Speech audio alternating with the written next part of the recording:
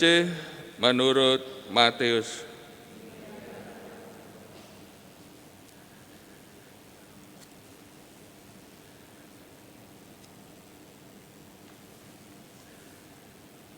Inilah silsilah Yesus Kristus, anak Daud, anak Abraham.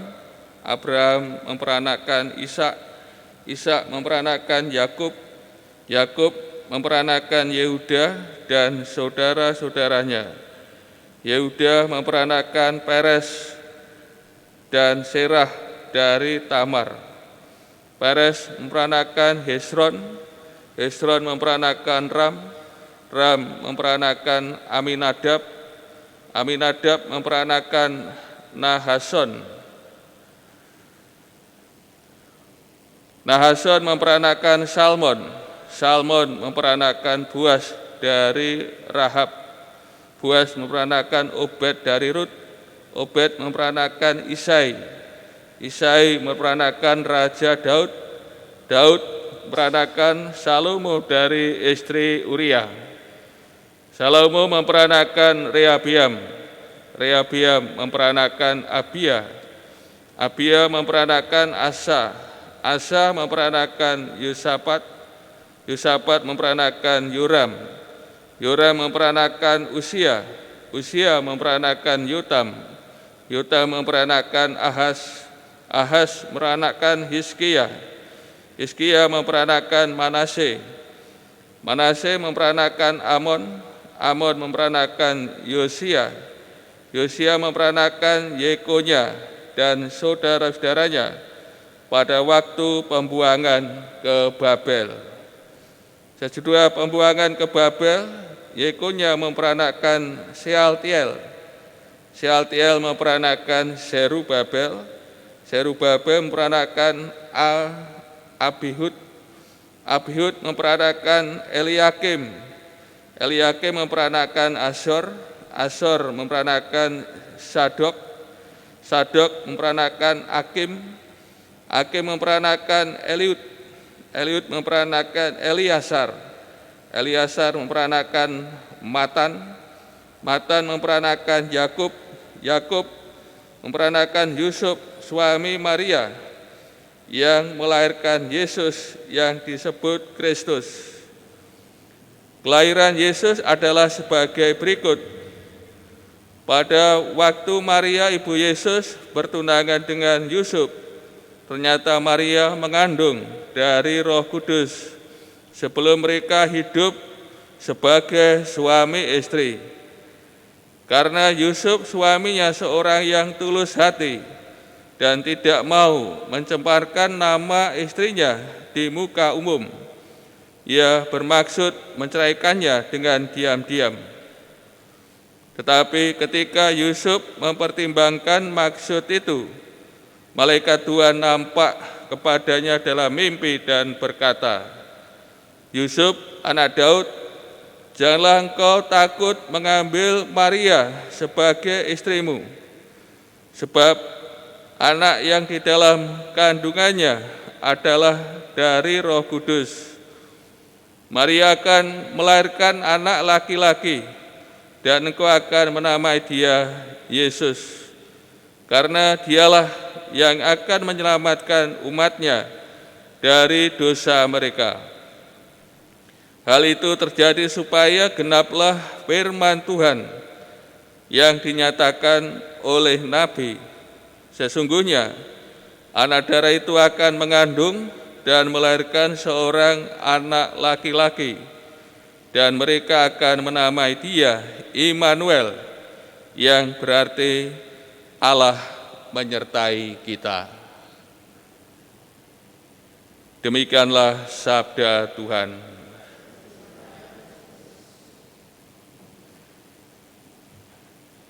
Saudara-saudari yang terkasih, di tempat saya sana setelah kelahiran anak, di sana kan diadakan berokoan. Tidak tahu di sini apa ya, ada namanya berokoan anak setelah lahir. Biasanya ubur rampenya itu kan segebrok. Segebrok itu ya nasi, di atasnya ada sayuran yang dicampur parutan kelapa, ya. Ada teri, ada tempe, ini namanya sego brok. Metri itu golong, di tengahnya golong, diubengi takir yang berisi ya ayam, sewiran ayam, ada kuahnya. Rasulan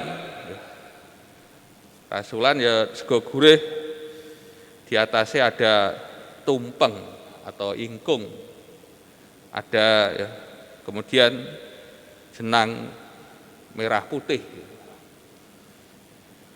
Ya tentu brokoan bayi itu ya tujuannya ya bersyukur atas kelahiran anak dengan selamat.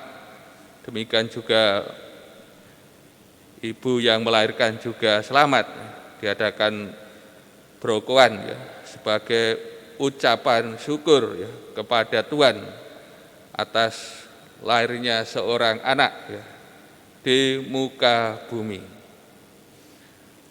Saudara-saudari kasih, demikian juga hari ini Gereja Semesta juga merayakan pesta kelahiran Bunda Maria ya, Santa Perawan Maria.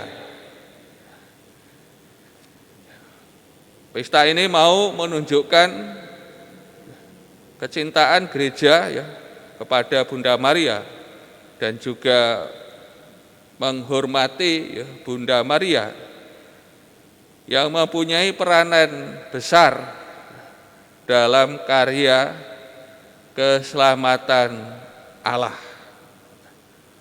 Sebagaimana sejak manusia pertama jatuh ya, dalam dosa, Allah telah menjanjikan Sang Juru Selamat yang lahir dari seorang perawan, dan perawan itu adalah Bunda Maria yang hari ini kita pestakan ya, kelahirannya, mengingat Bunda Maria mempunyai peranan besar bagi keselamatan umat manusia.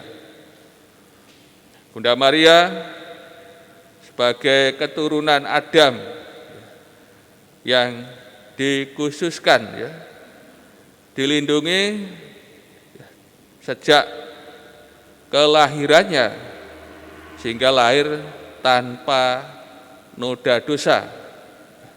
Bunda Maria diistimewakan karena mengingat ia akan mengandung Sang Juru Selamat. Maka Bunda Maria dikhususkan. Saudara-saudari kasih, dengan kelahiran Bunda Maria mau menunjukkan peristiwa keselamatan umat manusia ya segera datang. Mungkin kita bisa menggambarkan seperti ini. Pada pagi hari ya, sebelum matahari terbit biasanya didahului oleh apa ini? Pagi itu apa aja namanya itu? Sebelum bersinar itu kan sudah ada terontong-terontong cahaya itu kan, fajar lah. Ini fajar mendahului munculnya ya matahari yang akan segera terbit. Demikian juga kalau kita gambarkan ya Bunda Maria ini ya seperti fajar di pagi hari ya, yang menunjuk akan datangnya, lahirnya ya, Sang Juru Selamat ya, Yesus Kristus. Dengan kelahiran Bunda Maria ini ya menunjukkan peristiwa keselamatan penebusan umat manusia ya, melalui Yesus Kristus akan segera terjadi, terwujud. Umat manusia yang sekian abad dikuasai oleh kegelapan, oleh maut, oleh setan, segera akan dibebaskan dengan datangnya Yesus Kristus, Sang Juru Selamat. Untuk itu Bapak dan kasih, melalui pesta ini kita yang menerima penebusan, menerima keselamatan, menerima anugerah besar, maka dalam pesta ini kita hendak memuliakan Allah kita, memuji Allah kita atas anugerah keselamatan yang dianugerahkan kepada kita. Kita senantiasa mengucap syukur atas anugerah keselamatan yang diberikan kepada kita manusia. Dan hendaknya kita juga diajak untuk senantiasa meneladan Bunda Maria, hidup Bunda Maria, kerendahan hatinya dan juga imannya yang senantiasa melakukan kehendak Allah. Maka melalui pesta ini kita diajak untuk meneladan sikap hidup Bunda Maria. Kiranya dengan kita meneladan sikap hidup dari Bunda Maria, tentu kita pun juga akan senantiasa mengalami rahmat Allah yang istimewa.